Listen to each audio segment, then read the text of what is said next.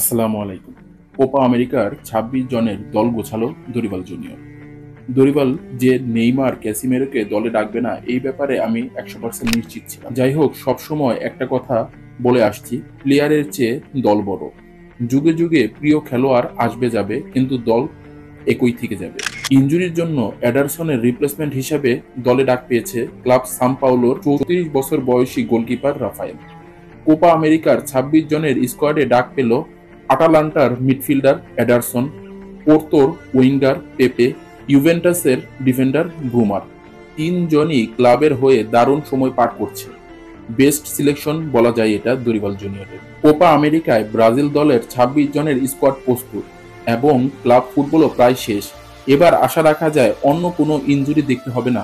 Brazil প্লেয়ারদের ইনজুরির জন্য আক্ষেপ থাকতে পারে, তবে কোচ দরিবাল জুনিয়রের সিলেকশনে নিয়ে কোনো আক্ষেপের অবকাশ নেই বলে আমি মনে করি। তার কোচিংয়ে এদের নিয়ে কোপা আমেরিকার স্বপ্ন দেখতেই পারে ব্রাজিল ফ্যানরা। কিন্তু একটা কথা থেকেই যাবে, গ্রুপ পর্বে হয়তো কোনো সমস্যা হবে না, কিন্তু যদি কোপার নকআউট স্টেজ চলাকালীন সময় আফসোসের সহিত একবার মনে পড়ে ক্যাসিমেরোর কথা, তবে বাড়ির পথ ধরতে হবে ব্রাজিলকে, এটা নিশ্চিত। ২৩ জনের স্কোয়াডে ২৬ জনে উন্নতি করার পরও ক্যাসিমেরোর নাম না আসায় আসন্ন কোপা আমেরিকার স্কোয়াড থেকে অফিসিয়ালি বাদ পড়ে গেলেন তিনি। স্কোয়াডে ইনজুরির জন্য নেই নেইমার। সেই স্কোয়াডে অন্য একজন লিডারশিপের বড্ড প্রয়োজন ছিল, সেটা হতে পারত ক্যাসিমেরো। ক্যাসিমেরোর কোনো সিম্প্যাথি বা সিনিয়র কোটা নয়, সে নিজের অতিমানবীয় পারফরমেন্সের জন্য স্কোয়াডে শক্তপোক্ত জায়গার দাবিদার ছিল বলে আমি মনে করি। কিন্তু আমি দরিবাল জুনিয়রের প্রথম স্কোয়াড যখন ঘোষণা করে তখনই ফুটবল মিরর থেকে একটি প্রতিবেদনে দেখেছিলাম দরিবাল জুনিয়র ক্যাসিমেরোর সাথে কথা বলেছে। ক্যাসিমেরো নাকি নিজেই তার নাম উইথড্র করে নিয়েছে। তখন ব্যাপারটা নিশ্চিত ছিলাম না, কিন্তু বাকি তিনজনের মধ্যে ক্যাসিকে না দেখে খবরটা কিছুটা হলেও গ্রহণযোগ্য মনে হচ্ছে আমার কাছে। মূলত ক্যাসিমেরো নিজে দরিবাল জুনিয়রকে বলেছে সে পুরোপুরি ফিট না এবং আত্মবিশ্বাসের অভাব রয়েছে, তার জন্য তার জায়গায় অন্য কাউকে দেখতে। তথ্যটি ফুটবল মিররের। বলতেই হবে এটা একজন দায়িত্ববান খেলোয়াড়ের প্রধান বৈশিষ্ট্য, কারণ সে যদি টিমে থেকে সার্ভিসটা ভালোভাবে না দিতে পারতো তাহলে যেমন হতো দলের জন্য খারাপ, তেমনই হতো তার ক্যারিয়ারের জন্য।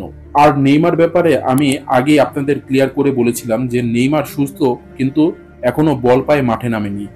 এই অবস্থা থেকে তার পুরোপুরি সুস্থ হয়ে মাঠে ফিরতে আরো ২ মাসের মতো সময় লাগবে, তাহলে সে পুরোপুরি ৯০ মিনিট ফুটবল খেলার জন্য ফিট হবে। এই অবস্থায় তাকে কিভাবে দলে নেওয়া যায় আমি কিন্তু কিছুদিন আগে একটি ভিডিওতে পুরোপুরি আপনাদের বুঝিয়ে বলেছিলাম। তারপরও আপনারা অনেক উল্টাপাল্টা ভিডিও দেখে আমাকে প্রতিনিয়তই কমেন্ট করতেন। যদি আমার কথায় আপনারা বিশ্বাস রাখতেন তাহলে হয়তো অনেক আগেই আপনারা বুঝে যেতেন ব্যাপারটা। কাল ভিডিওতেও আমি বলেছিলাম দরিবাল জুনিয়র মিড এবং ডিফেন্সে বেশি গুরুত্ব দেবে।